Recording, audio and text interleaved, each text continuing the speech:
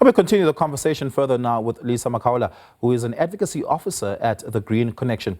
Lisa, the just energy transition has become a global buzzword for the last couple of years, in fact, for the better part of the last 10 years, which brought along with it commitments as well as pledges to meet those commitments and to support vulnerable countries in achieving their targets and commitments. South Africa is one such country that had been pledged support towards. But more importantly, the Global South holistically is in need of that support. But what we've seen is that there is a gross miscalculation in what is truly required to bring about a green revolution across the world to save what is left of this planet. And that means that the financial commitments and pledges that were made by the West just aren't enough. And even on those pledges, we've seen many countries in the global North and the West not commit fully and fulfill those pledges and commitments they have made.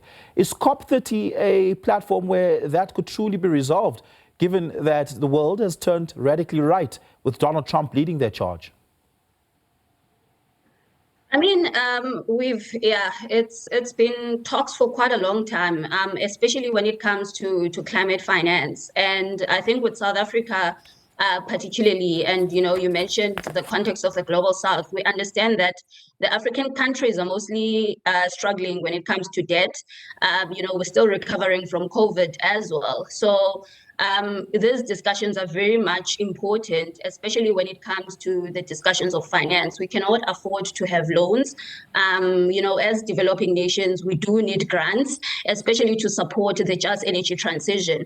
And I think some of the speakers actually highlighted that with this just energy transition being like a bigger debate, moving from a high carbon economy to a low carbon economy, it needs to be just, it needs to be fair, and it needs to be equitable, for those workers that are employed in the fossil fuel industry. They need to transition, but also the communities.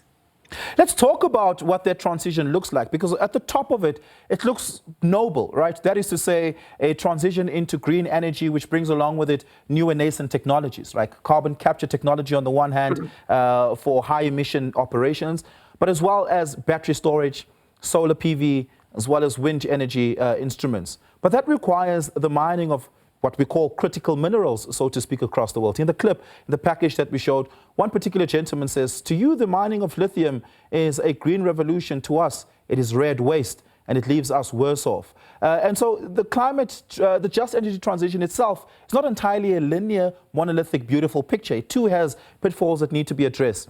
Are environmentalists having an honest conversation about what the just energy transition truly looks like in the underbelly of the under-discussed conversations that are seeping through the crevices of injustice?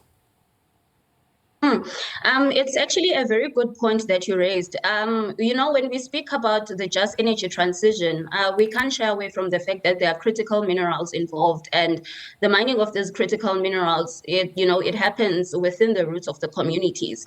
And I think this, we would say that we have seen it with the fossil fuel industry, whereby for South Africa, instance, the communities that stay in Mpumalanga, they're still suffering from health impacts because of coal.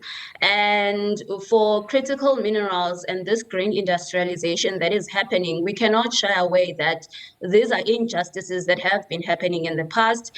And for us to prepare and make sure that, the just energy transition is just, it's fair, it's equitable, and there is restorative justice in it, we need to make sure that the communities are not, impacted in the process. And this means that rehabilitation needs to happen, and the workers that are employed in the fossil fuel industry needs to be reskilled to be able to fit in this new emerging industry. But all of that requires finance. And I think with South Africa's position, if you did see at our NDCs, which are nationally determined contributions, we need about 250 billion in investment, particularly on adaptation, and 3 trillion on mitigation. So all of those investments are very vital in making sure that these communities are able to withstand climate change, but also we rebuild our infrastructure to be able to make sure that with the current climate crisis, we are able, to withstand those things. Because at the end of the day, it still comes back to hit on our economy and also on the communities. The Energy Minister of South Africa had recently gazetted a new IRP which envisions a 2.3 trillion rand investment over the next 15 years. It's a very large undertaking. In fact, the largest undertaking of post-apartheid South Africa. And it includes more than 11,000 megawatts of new energy generation, which is almost all entirely clean and green energy. But that money has to come from somewhere. The government of South Africa imagines it would come from the private sector, and the private sector will be hoping for favorable concessions to make that happen. Does the IRP that South Africa had published, which not just impacts South Africa, but impacts Southern Africa holistically, align with what are some of those COP targets? I mean, when you are looking at the current IRP, it's great that, renewable energy and battery storage has quite been featured there. But what we are seeing is that with the recent, updated one, there's quite a lot of gas in it. And, we have quite a lot of concern, particularly in relation to gas, because gas, if we're to move to gas to power, then we need to think of methane emissions.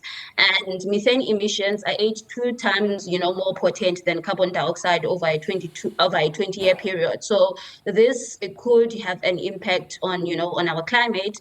And, those methane emissions, we also need to account for as we are on a transition of moving away from, those industries that are heavily polluting the environment. So, I mean, it's still a very, huge question mark on the gas aspect of it, because of the emissions, that I've highlighted, and also the impacts that this could possibly have on communities. So there's still a gray area there, but, it's great that there's, an improvement, especially towards investments in renewable energy as well as battery storage, which is going to become much more cheaper in the coming years. Lisa, thank you so much for your time. Really do appreciate it. Lisa Makaula is the Advocacy Officer at the Green Connection. And of course, that conversation is going to be an important one as we track COP30 across the span of the week.